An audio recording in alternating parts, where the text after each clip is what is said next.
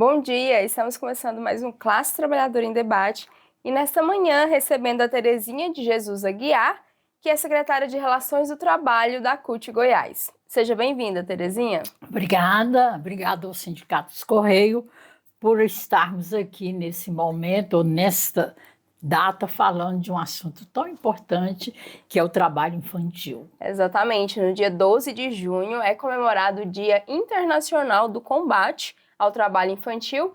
E a gente sabe, Terezinha, que nos últimos 2 anos os números aqui no Brasil eles têm caído um pouco, mas ainda são números altos, né? A gente tem aí cerca de 1,881 milhões de jovens entre 5 e 17 anos nessas condições de trabalho infantil.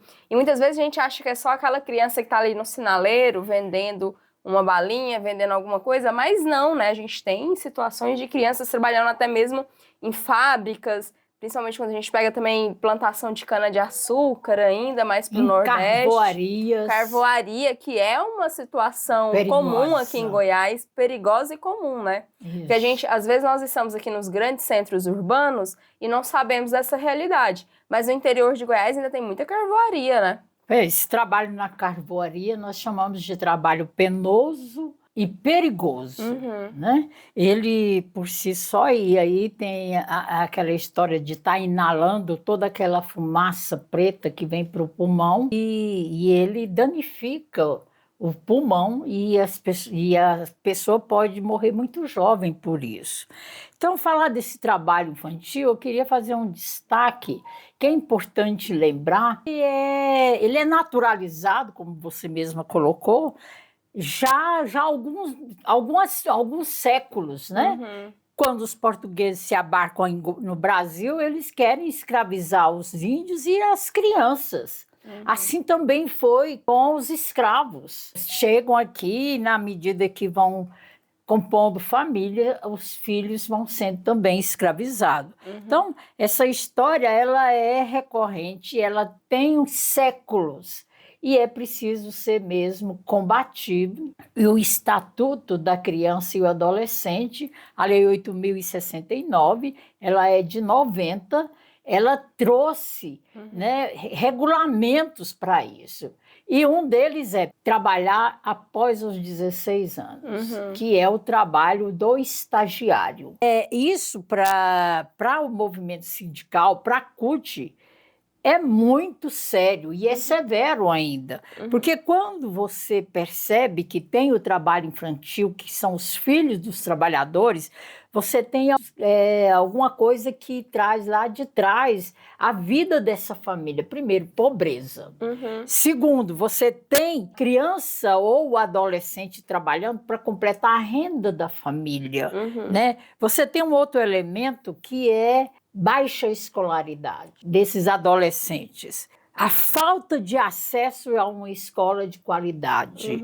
Tudo isso impacta na vida dos trabalhadores e impacta de que jeito? Porque os trabalhadores vão, nos seus sindicatos, brigarem ou lutarem em favor de uma jornada de trabalho, de condições de trabalho, de salários, de vida digna. Eles também estão vendo seus filhos trabalhando nessas condições indignas. Então, é muito importante falar desse dia do combate ao trabalho infantil, que você tem ele de diversas naturezas. Você tem ele, por exemplo, nas rodovias. Você tem meninas de 10, 12 anos se prostituindo em rodovias. Então, é muito severo, é muito difícil, é muito triste. A gente tem que, de fato, falar disso e falar com o objetivo de buscar a erradicação dessa coisa. E como você falou, muitas vezes as famílias naturalizam isso porque lá atrás também viveram isso. Quantas, né? Nós mesmos temos familiares, muitas vezes do interior, que morava na roça e muitas vezes a pessoa ali só fez até a 4ª série, porque, não vou estudar mais porque eu preciso ajudar meu pai no campo. Não vou estudar mais porque eu preciso ir olhar o filho da vizinha para mim ter um dinheirinho para eu comprar minhas coisas, para eu me alimentar. Então, muitas vezes isso é naturalizado, principalmente por pessoas, às vezes, que não conseguiram ascender né, academicamente, não continuaram seus estudos ali. Então, para essa pessoa, tudo bem o filho também largar de estudar para ir ajudar em casa, para ir trabalhar, ter uma renda. Mas aí é isso, né? A pessoa para de estudar, não consegue avançar e com isso não consegue também, muitas vezes, melhorar de vida, porque a gente sabe que o estudo tem um papel fundamental nisso, né? Uma coisa vai encaixando a outra, né? Quando Sim. você fala isso, a dificuldade de acesso de uma Uhum. escola de qualidade e a necessidade de completar a renda da família faz com que isso. Então, é fundamental os governos, na condição de responsáveis, eles tenham que tratar dessa questão como uma política de Estado. Sim. Tem que ser perene, tem que ser aquela e desenvolver e ir avançando para fazer com que a erradicação desses mais de 1 milhão de crianças trabalhando hoje, está tudo em decorrência dos problemas que você tem hoje nas famílias como um problemas todo. sociais, né? São baixo problemas salário, sociais. Falta de acesso à moradia também, né? Muitas vezes a pessoa mora de aluguel e aí o filho tem que trabalhar para realmente complementar a renda ali, para conseguir se alimentar. E outra coisa interessante, Terezinha, enquanto a gente vai conversando aqui, eu vou pensando, né? Falar de trabalho infantil também é muito complicado, porque muitas vezes a gente está aqui falando sobre isso, tem que combater, e a pessoa que está nos assistindo, está nos ouvindo, pensa, mas eu tenho que ensinar meu filho a trabalhar, porque senão lá na frente ele não vai querer trabalhar, vai se tornar-se um vagabundo. Mas existe uma grande diferença entre você colocar o seu filho para ajudar em casa, né? Limpar os móveis, lavar uma vasilha, e o seu filho está trabalhando numa carvoaria, né? Para adquirir renda, né? Sim, que é um Aí dever tá a dos pais, diferença. dos adultos, né? Agora, esses adultos e esses pais, às vezes, lutam para que esses filhos estejam na escola, né? Se acendem na escola, mas tem esse outro lado que é exigido, que é a complementariedade da renda. E às vezes até uma questão social, porque a gente vê muitas pessoas, às vezes a pessoa ali não está passando uma dificuldade muito grande, mas ela tem esse pensamento, não, mas meu filho tem que trabalhar para ele não se tornar um vagabundo, tem que trabalhar. E assim, é complicado, porque a gente sabe que a criança, o adolescente, ele precisa do lazer, ele precisa do tempo da escola, de estudar, de conviver com outras crianças, e do lazer, criança tem que brincar, né, não trabalhar. E aí, às vezes, a gente se perde nesse discurso, porque as pessoas acham assim, não, mas meu filho tem que aprender a trabalhar para ele se tornar alguém e tal.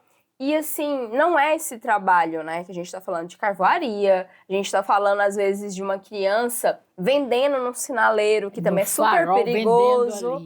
Eu moro ali na região leste e tem um pedacinho ali entre Itambé, para você pegar em Anguera, né, você saindo da região leste ali no Meia Ponte, para pegar em Anguera, tem um sinaleiro lá que tem a criança, eu vi ele, assim, com 4, 5 anos, o menino ali, junto com a avó, vendendo balinha, e hoje o menino tem 14, 15 anos. E depois da pandemia foi um salto muito grande, porque você via criança, e hoje em dia eu vejo um rapaz, um adolescente. Eu fico, gente, esse menino, quantas coisas ele não perdeu ali nesse sinaleiro? Nesse período todo da Nesse sua período vida, todo. né? Fora o perigo, porque é um lugar super perigoso, passa vários caminhões ao longo do dia, é um trânsito muito intenso, de muito acidente. Então, ali é uma criança correndo um risco realmente de vida, assim, né? O Estatuto da Criança e do Adolescente, ele traz essa proteção.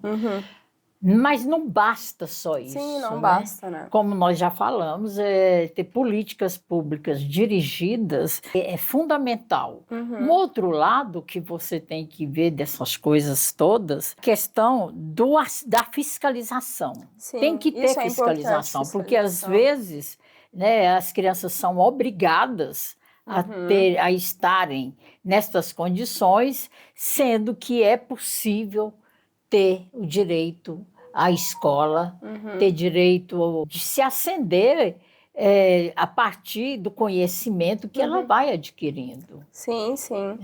E a CUT tem algum trabalho no sentido de lutar por isso?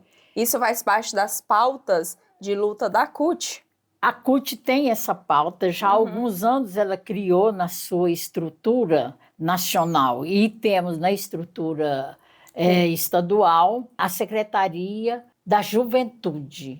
Não que essa Secretaria da Juventude, quem assume a direção dessa secretaria é um jovem para efetuar esses trabalhos, buscar os direitos da juventude, enfim, isso é o papel da CUT. E aí, para quem está nos assistindo, né, uma forma de ajudar nisso é denunciar, e aí, às vezes, para os conselhos tutelares, certo, Teresa? Sem dúvidas, né? Eu acho que todo trabalhador e nós que somos sindicalistas temos essa tarefa. Então fica aí o recado, se você vê alguma situação também, denuncie, busque um conselho tutelar.